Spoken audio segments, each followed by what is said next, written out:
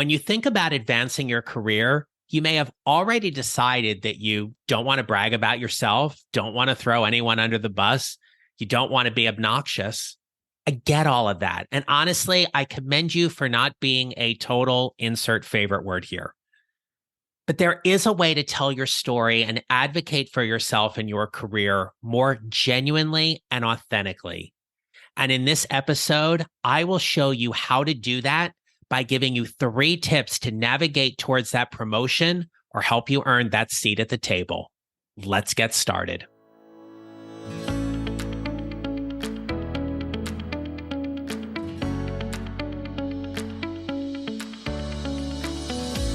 Hello, my friends. This is episode 187 of the Mid-Career GPS podcast. I'm your host, John Nerrell.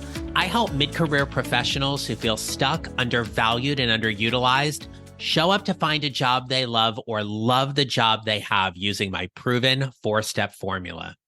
If you've enjoyed the podcast, I'd be grateful if you would tell 3 friends about it and share why you like it and what you learn.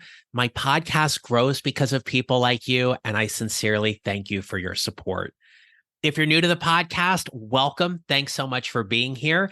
And just for being here, I want to offer you something of tremendous value that's free to help you on your mid-career journey. I've got a free guide. It is called 5 Mistakes Mid-Career Professionals Make and Need to Stop Doing. You can learn more about that guide and get it on my website, johnnerrell.com, or check the show notes. And when you visit my website, make sure to check out the resources tab for other additional career and leadership information. As you think about a new job or position, or want to position yourself strategically for that next advancement opportunity, I want to offer a way to do this without feeling as if you're being salesy, sleazy, or bragging about your accomplishments. Many heart-centered career professionals struggle with this, and there is an opportunity for you to advocate for yourself and your career without doing any of those things that are going to make you feel, and I'm going to use a real technical term here, super icky. So, here are 3 things you can consider when advocating for your career, whether you're talking to your supervisor, you're interviewing for that job, or you're in that final round interview with the hiring manager. Number 1, understand your value. In previous episodes, specifically episode 93, which is called Stop Pitching, and I'll link up to that in the show notes, I talk about knowing what I call your unique professional value and creating a statement and being able to communicate that. Your value are your contributions that you bring to an organization that is of need in some way, shape, or form. You might be exceptional when it comes to technical expertise or in managing people. Whatever that value is, you must know it, you must own it, and you must find a way to leverage it. And that's important when you're understanding your value and communicating that, especially when you are being considered for a promotion. Remember, it's not about you. This is about how your skills, your abilities, your competencies are going to help that organization move further. So what I want you to consider here is, what unique value do you bring to your organization? Take some time to write out as many specific accomplishments or achievements and where they've contributed to your team or your company's success. And if you're in a people management role, like I was previously before I started my coaching practice, those can be some pretty hard metrics to define. You often think of, well, I've kept talent here and I don't really know how to equate that. Look at your retention numbers. Look at where you've been able to bring new people into the organization and retain them. How much of your workforce has been there from 0 to 2, 2 to 5, and more than 5 years? Your value as a people leader is unquestionable when you are able to keep talent engaged, thriving, and happy. That is of tremendous value. So find your value, know what it is, and make sure you know how to communicate it. The second strategy I want to offer you is around networking.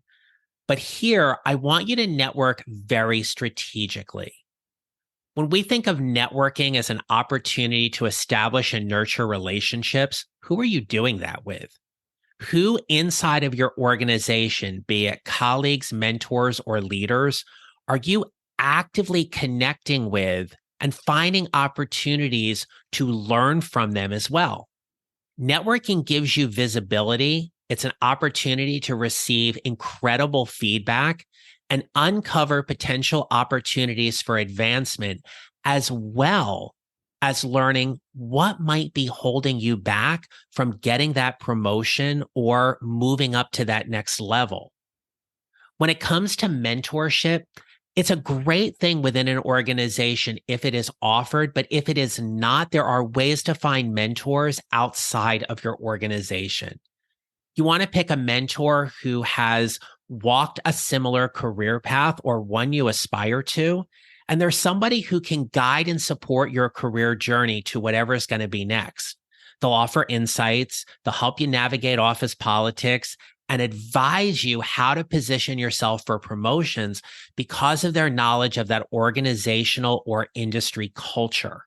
That's something to consider there as well. But networking strategically is a way for you to open up and build those relationships.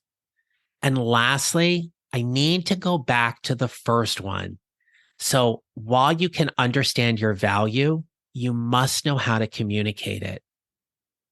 How many times have you sat there and thought your work was going to speak for itself, only to be disappointed, frustrated, and angry that someone else got a promotion before you because they were louder?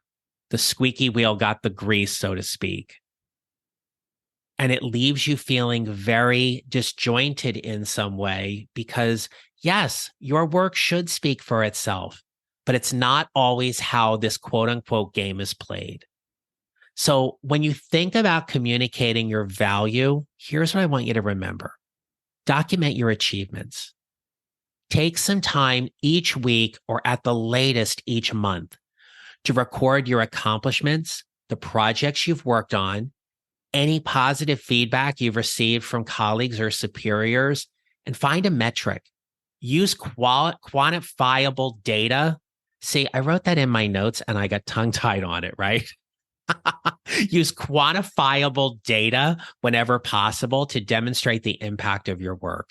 How many, how much, how often, and you can equate that to a number, a dollar amount, a percentage, whatever that is.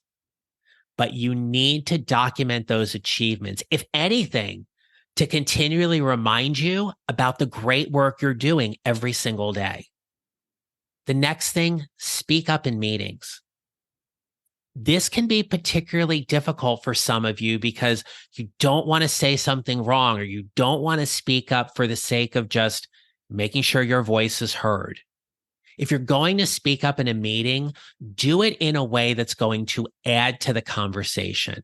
Participate actively, share your insights, contribute on discussions, but remember to be additive and not repetitive.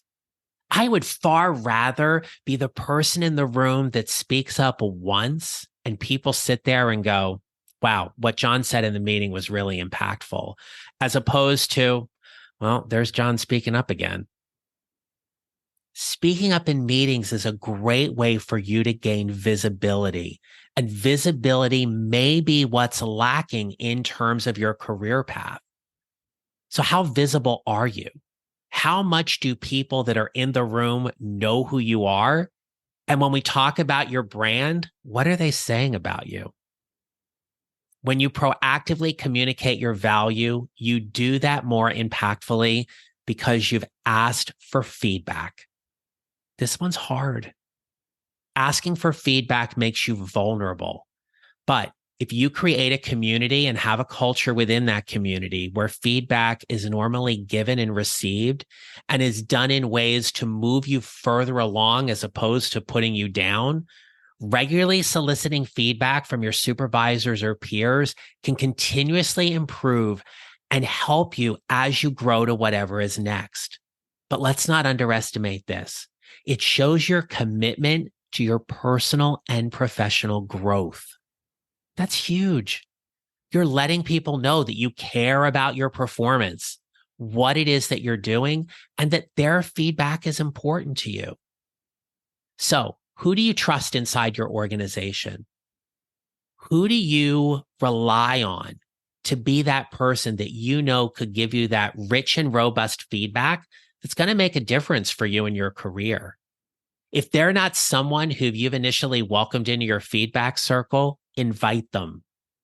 Invite them because you trust them and you value their expertise to help you get to that next level. When we're advocating for our career growth and potential, keep in mind, this is an ongoing process. This isn't something you do a few weeks before your annual performance appraisal. I used to tell the people on my team that your path to whatever is next starts right now. And when we got done with our annual performance appraisals, and they'd say to me, John, I really want to get promoted next year. Great. That starts right now. What are you doing now to prove to me that you are demonstrating the skills, competencies, and abilities that are at the level above you every single day right now? So when I go to elevate you in that conversation to be promoted, it's a slam dunk. There's no question because you've already done the work. But self-advocating is something that you yourself have to find a way to do that feels best for you. It feels genuine and authentic. And ultimately, it is something that you are proud of because of how you choose to show up. Being a proactive, confident, and engaged professional increases your chances of being recognized and considered for promotions, especially in this mid-career phase. Especially if you are at the manager or senior manager level and are looking to move into a role that you are proud to have director next to your name. So, what are you willing to do to take one step this week to help you start advocating more for your career? Do you need to do some work, number one, on understanding your value? Number two, how you're networking more strategically? Or number three, how you are finding ways to proactively communicate your value by documenting your achievements, speaking up in meetings, and asking trusted colleagues for regular feedback. I hope you will take whatever step you believe is next to help you advocate for your career and make that part of building your mid-career GPS. And until next time, my friends, remember this.